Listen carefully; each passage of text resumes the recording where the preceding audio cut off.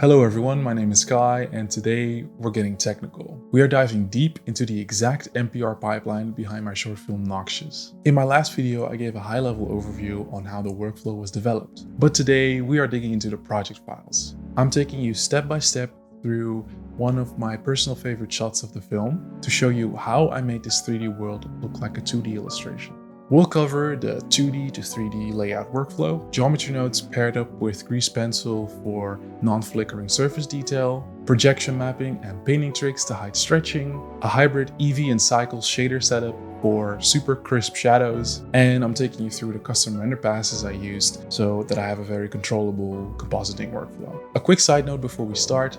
I'm demonstrating this in Blender version 4.1 because that was the version that I used during production in 2023 and 2024. If you enjoyed this breakdown, I'll do some research and see how we can modernize this workflow for the newer Blender 5.2 version and above. Without further ado, let's jump straight into the shot.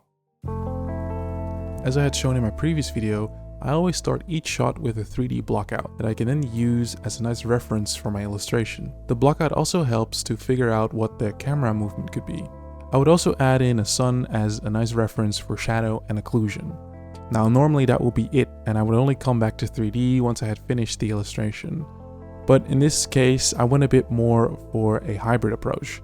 I would illustrate parts of the scene, then model or block them out to see what works, go back, illustrate some more, and repeat until I had finished the whole illustration and had all of the silhouettes ready in 3D. This helped me speed up the process a bit and maintain control over the overall complexity.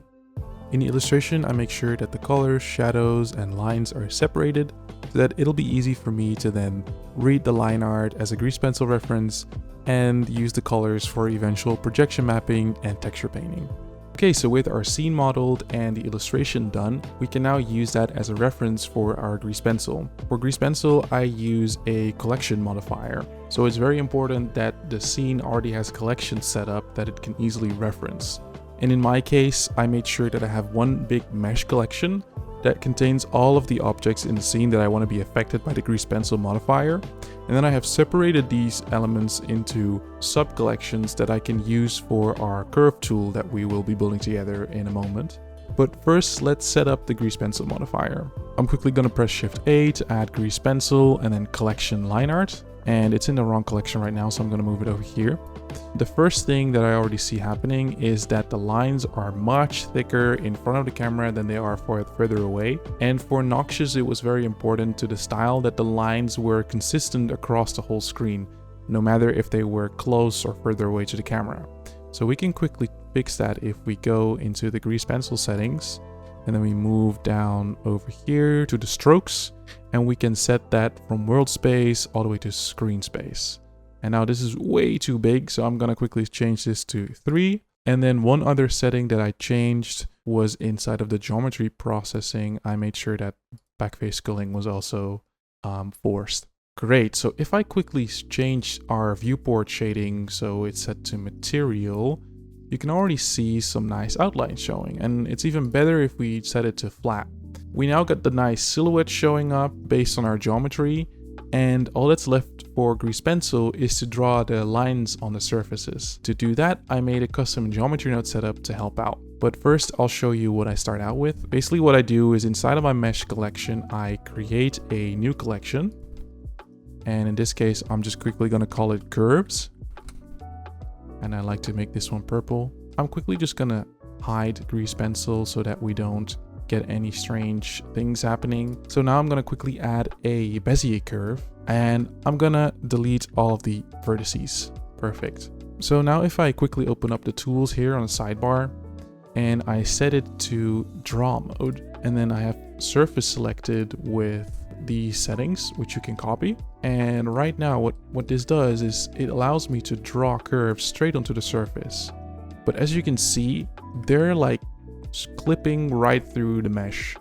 And even though grease pencil will thicken this line, I'd still find issues where if the camera was moving around this, there would be some flickering happening on the grease pencil lines.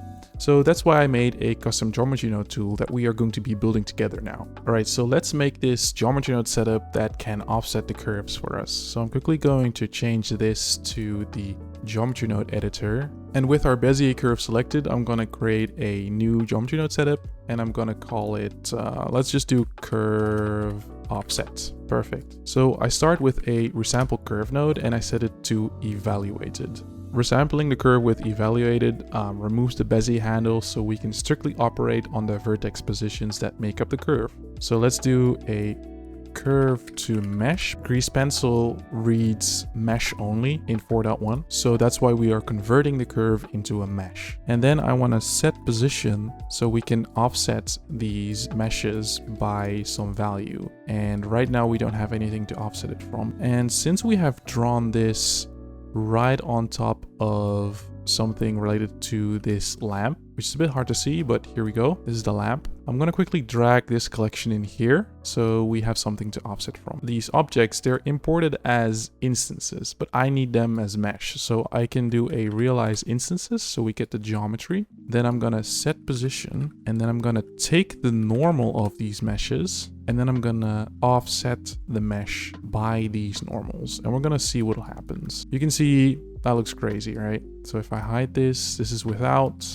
and this is with. So it expands these meshes, and I can scale this by a value. So let me put that in here. And if I lower this amount, you can see, oh, it's getting back to its original shape. Now this will act as sort of a virtual offset that we won't actually display, but it's what we'll use for the curve to snap to. Let's build that real quick. All we need to do is do a geometry proximity. And what that does, it returns the closest surface position when it's set to faces. And we can use that position, or the distance, but we can use that position on the curve line that we had created. And if I do that, and then if I preview this, and we can go to our little curve, which might be a little hard to see. So now you can clearly see that the curve is offset from the surface. And if we take our scale value over here, we can change by how much it's being offset. And I can't push it too much or it'll completely break, but I don't really need a lot. I just need it to be like offset by a little bit, and it'll already be enough. We can use the group input node to send out some values that we can control on the modifier itself. So I want to have control over the amount of offset. I can give that a name. So let me select the group, and then we can change this to offset. What I also want to have control over is which collection we are sampling from. So we're going to send that out as well. And I want it to be a little higher.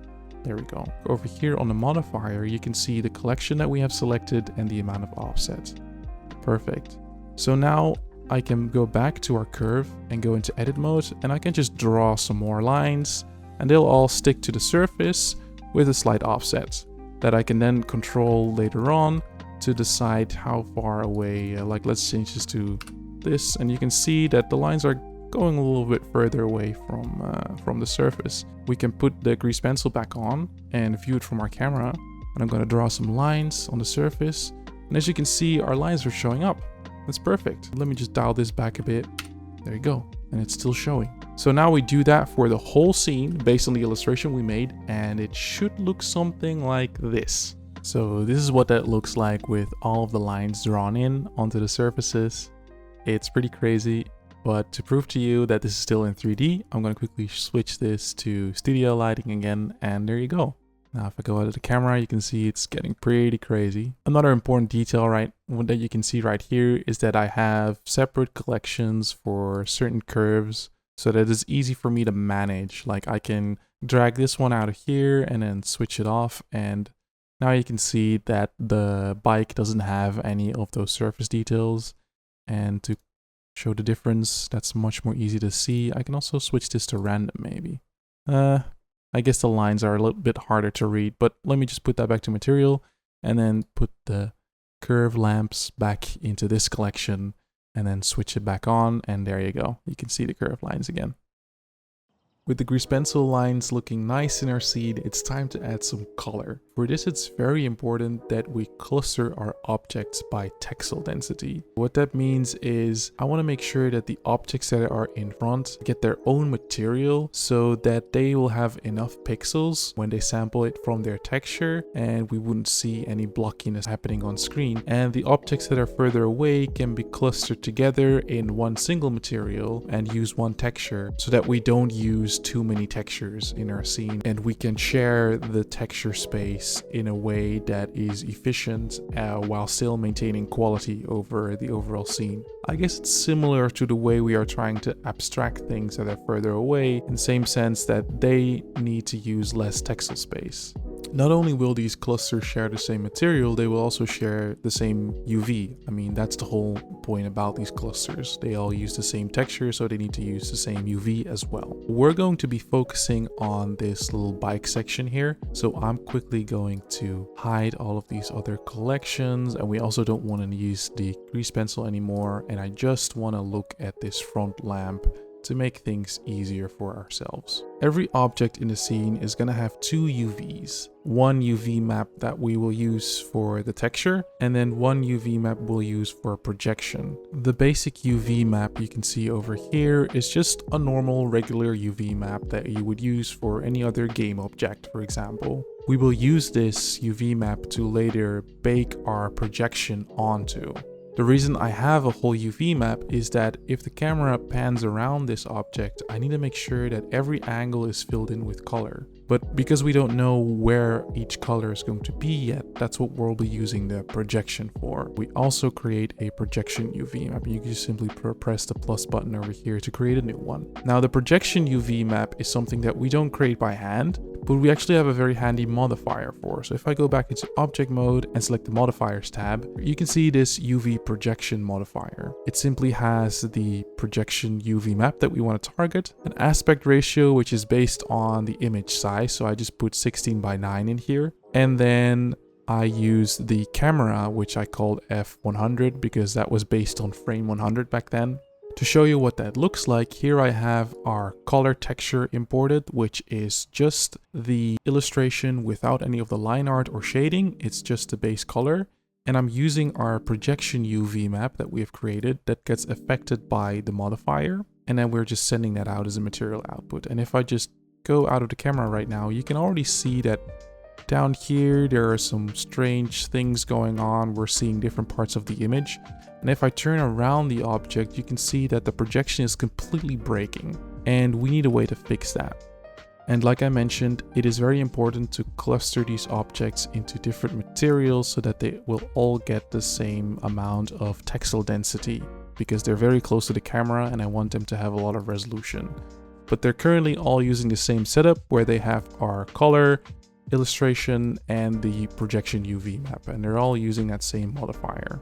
Now the question is, how do we get this texture to be projected based on those UVs that we have created? And I actually found a very useful trick for that. So the first thing that I actually do is I have selected all of these objects and then I join them together using Ctrl J. And what I then end up with is a bike paint mesh. That's what I called it. And it still has all of these 4 materials that we have created assigned, and you can just ignore these for now. These are from the other parts of the scene, but we're focusing on these 4 materials right now. What's important is that every single one of these materials gets a new texture. So if I go here and I create a new image texture, and I can define the resolution, so I'd like this to be 4K. So I'm going to quickly do that, and I'm going to give this a name. Since we are working on the roots, I'm going to call this lamp roots, and I'm going to call this V2 since we've already made these. When what's important is that I sample the color that's already the main color of the object that I'm trying to go and paint later on. So that already saves me a bunch of time. So I can select this color over here and we'll have a new image. Now this has become this color, but I'm going to quickly leave it like this. And it's important now to do this for all of these other materials. Okay, so now I have created a texture for all of these 4 materials, and it's very important that we select this texture for the next step. So I'm going to go in through all the materials and quickly select the texture. There we go. And then I'm going to switch this to viewport shading, and I have already set it up to be flat and then set the texture. And you can see I have selected single colors for all of these objects.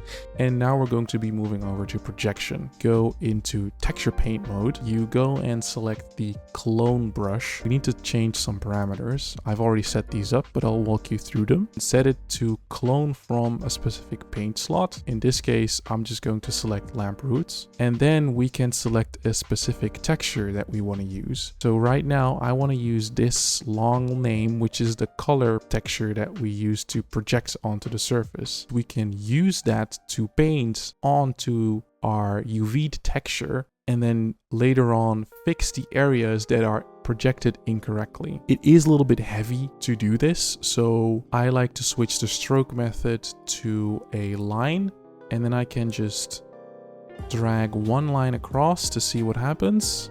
And there you go, there's also already some details showing up, and we just do this across the whole object, and I'm making sure that I'm covering this whole object. It's almost like I'm just spray painting the object from one direction. This is a lot better than projection mapping for me, or at least baking with projection mapping, because now immediately I can jump in and I can see, all right, so one side is looking good, and I can just slowly start fixing the areas that need painting.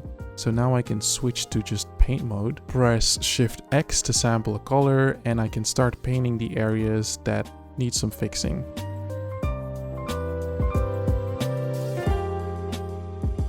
It doesn't have to be perfect, it's just important that whatever is seen from the camera is solved. Now basically, once that is done, I can just start using these textures as the final output for the colors. So you switch all of the materials back to this texture, and then we can use that texture for shading. So once all of the texture painting is done and the areas that are visible that needed fixing are fixed, you get something like this. There are still areas, if I zoom around here, that have some strange stretching going on, but since the camera won't really see that, I don't fix it. And I only just put time and effort into the places that need those areas to be fixed. For me, this is a lot more of an efficient process. Instead of baking it, I can directly start painting onto the texture and fix my errors. For the shading setup of all of these objects, I use a hybrid approach where I would have two setups inside of one material, one for cycles and then one for EEVEE. I did this so I could use EEVEE to preview my scene. This allows me to see if the feel of the illustration was coming along well before having to do any compositing.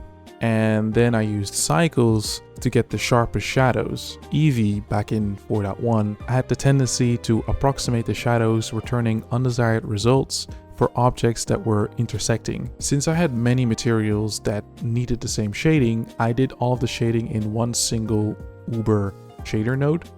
And as you can see, it's being used 13 times here. So every material uses this shader because it simply has a color input that's based on the texture that we made.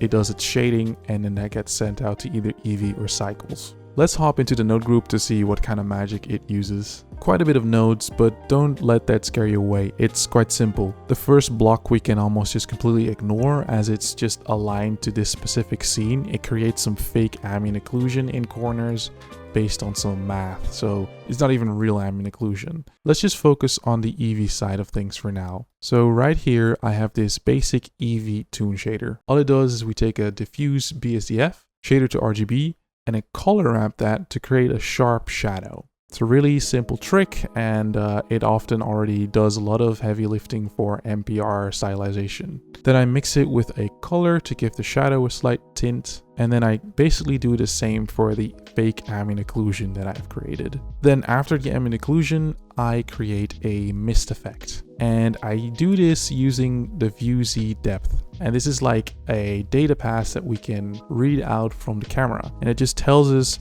how far away are pixels on the screen from the camera. With a map range, we can easily control where this mist has to show. So right now I have it set to starting at 9 meters from the camera, all the way up to about 47 meters. So you can basically read this as meters. And then I am mapping that from 0 to 0.1 so that there's not like a whole lot of mist happening. It's just a little bit. And then I use that as a mix factor to control where there is some slight bluish tint happening. And that serves as a little bit of atmospheric perspective to add some more depth to the scene. And that's basically it for EEVEE. So this allows me to get a nice preview of what's happening without having to render anything or do any compositing. Now for the Cycles shader, it's even more simple. Cycles already has a nice toon BSDF built in, and we can use that to create some harsh shadows. So we simply send that out, and that is the Cycles shader. This, however, doesn't give us our texture or ambient occlusion. So how do we get those to render as well? And now that's what AOVs are for. They're essentially custom channels we can render data to. In my case, I simply send out the texture color named as C diffuse, and I send out the ambient occlusion as CAO. In this case, I put a C in front, implying custom. These AOVs also need to be defined as view layer passes. I know this might seem a bit confusing now for beginners, but once we get into compositing, this will hopefully make more sense. They're essentially just extra data or like extra images that we can send out together with the main rendered image. Since I don't want Cycles to do any heavy calculations, it's important we limit the render settings. If I switch to Cycles and then go to sampling, I set the max samples to 1 on both. For the light paths, it's important that the total bounce is set to 0. So you can see that there's no bounce lighting happening and we just have some sharp and clean shadows. On the EEVEE side, it's just a nice to have since this is just for preview sakes. I upped the shadow resolution a little bit so that they also get sharper, but you know, it's not as close as Cycles. Another important aspect to make this whole pipeline efficient is the way that each frame gets exported during a render.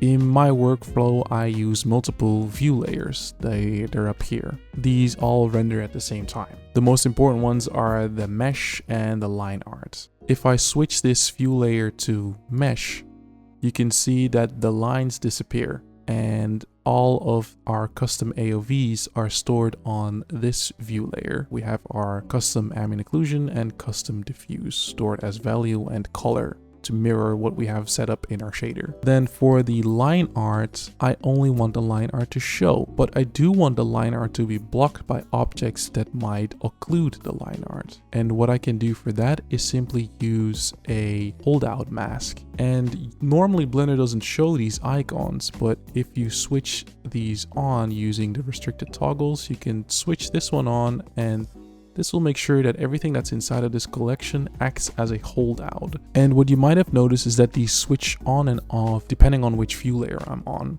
So that's the cool thing about view layers, is that these settings respond to which view layer you're on. So on the mesh, you can see that there's no holdout and the grease pencil is switched off. And then on the line art, almost everything is on, but these are set to hold out. And since the line art don't need to have any shader AOVs, they don't get stored on here. Now let's move over to the compositor, which we use to manipulate how the files get exported as multi-layer EXRs. Once all of the view layers and render passes are set up, it's time to combine them all into an output that we can use for external compositing. My setup for this was pretty simple, but extremely useful. I created a file output node, which I had set to OpenEXR multilayer. And basically what this does is it allows me to export this sequence or this image sequence as EXR files. And I can store multiple passes on this EXR file that I can then read out into software like After Effects or DaVinci to then sort of split these passes out again and then do with them whatever I want. Here you can see our render layers, and they are based on the view layers with all of their render passes. The first thing I would do is I would take the image from the mesh render layer and then turn it black and white. It already is black and white, but I just need a simple value so I can store that as the shadow. Then I can use the alpha of that image to actually become the alpha of the color we're going to store. And the color I'm basing off of our AOV, which is the C diffuse or custom diffuse AOV pass. So this is the color of all of the objects without any shading on it. It's just basic. It's like an albedo map. And we're using that together with the alpha from the image, combine it into one, and then it's our color pass. So we have the color and the shadow, and then AO is just simply our custom AO pass that we created inside of the AOV. And depth is just depth And then since we have our lines on a separate view layer, they only need to use their alpha, and that's it. And then I would send it to a specific local path on my folder structure, and then it would render out as a nice OpenEXR image sequence. To keep things as accessible as possible, I translated the compositing step directly into Blender's compositor, as Blender 5.2 comes with some better compositing nodes. This setup essentially mirrors exactly what I have done inside of After Effects. But I won't go into too depth with this setup, as it mostly is just personal preferences on settings.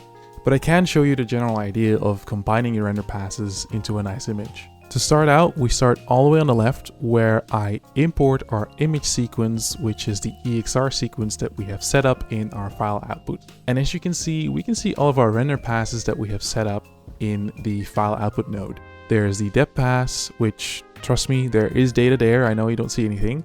The shadow pass, ambient occlusion, color, and lines. So the first thing that I focused on were the colors and the shadows. I do some anti-aliasing first on the shadows, which makes them a little bit less harsh. So if you look over here, you can see that this is with anti-aliasing and this is without. It's like pixel art. So you want those shadows a little bit smoother. Now there's a whole bunch of crazy math going on here, or at least it looks like that, but it's actually not that complicated. It's mainly just making sure that, for example, this shadow is masked by the alpha, and then I multiply the shadow, or actually I invert the shadow, and then I multiply it with a smaller value, and then I can use that to mix it together with the colors. So if we just follow over here, we have the color AOV pass that we have exported, and then we mix that together with the shadow pass. And I involve a little color, and I know this is a custom node, but essentially this is the same as a mix color node. And then you just have your vector, which is controlled by the shadow pass. And then you have as the A input basically is the color. So I can just do that right now. You can see color, this, and then this, oh, sorry, and then this, and you almost get the same output, but I wanted to have a little bit more control, so I made my own little custom node group. Then I basically do the same thing for the ambient occlusion pass. So here you go. I have taken that pass and I've inverted it so that only the places where the ambient occlusion has to be shown are bright. And then I multiply that with a lower value, and then I combine it with the image. And then I wanted to brighten up the areas where there was no shadow. So if you look over here, what I basically did is invert that shadow mask and then make it a little bit less intense. And then in the places where there is light being shown, it adds a little bit of orange, a little bit of warmth to make it look like there is a sun shining. I just wanted to make that a little bit warmer. So this is before and this is after. Then once that is done, I added in some mist. And this mist is done with our depth pass.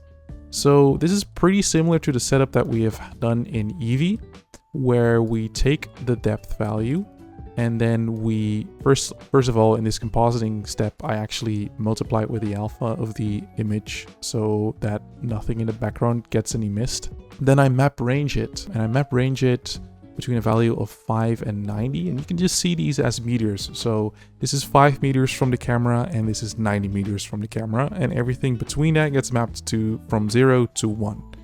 And then I use a float curve to make the fall of a little bit more smooth, multiply that with a lower value, and then I use that as the mask. So everything that is bright up here, that gets a little bit more blue, and everything that is in front doesn't get any of that. And this is the result. So here is before and here is after. Sweet. Now, as you can see, the sky is still transparent. So what I did is I exported the sky into a separate pass. That just made things a little bit more easy in my setup. And then I combine that with an alpha over. So everything that has alpha gets the background, and everything that's not just stays as is. Now we still need to add in the lines, which is, I think, one of the most important parts. So I do that with an alpha over as well. And I actually try to do some displacement on those lines, but I didn't really like how that looks. But just to show you how it went, I have the line pass over here. And then you can just do whatever you want with this line pass. And then I added in some anti-aliasing again, because as you can see, it just makes those lines a little bit more smooth. And then I combine it with the image using the alpha over. There it is, nice. And then as a final little detail, I liked to make the background a little bit more blurry. So here you can see with the defocus node, which is a super cool node, you can make it so that the background kind of gets this depth of field effect in post without having to do that in camera. So just make sure that the lines and the colors and the shadows all get treated the same with the depth of field. But there was a slight caveat to this. I always need to make sure that the lines in the foreground don't actually get caught by this depth of field, because we have to use a depth map for this to work. So, you know, we can obviously use our depth map over here and then map range it just like we did for the mist or the fog. But I wanted to use different map range for that to have control over how that would work. I use an dilate or erode node, and as you'll see what happens if I just quickly go to what happens after.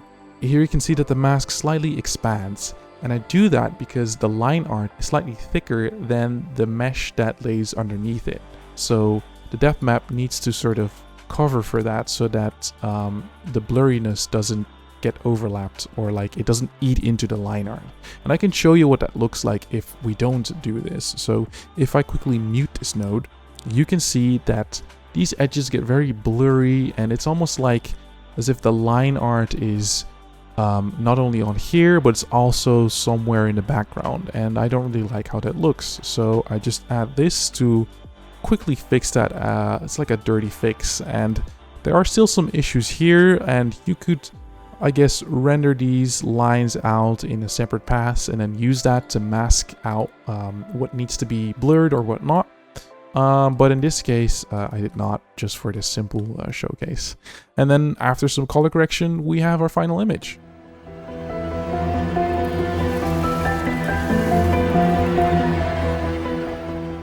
I know that's a pretty convoluted pipeline of hacks, but that's what makes NPR so fun. You get total artistic control, and you get to invent your own rules to break the traditional 3D look.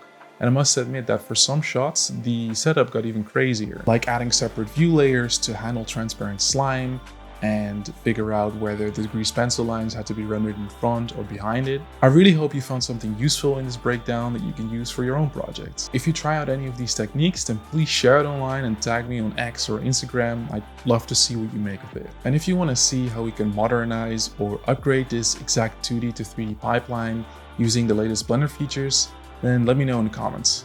Drop a like if you feel like this was helpful, and feel free to subscribe if you don't want to miss the next deep dive. Thanks so much for watching, and see you in the next one.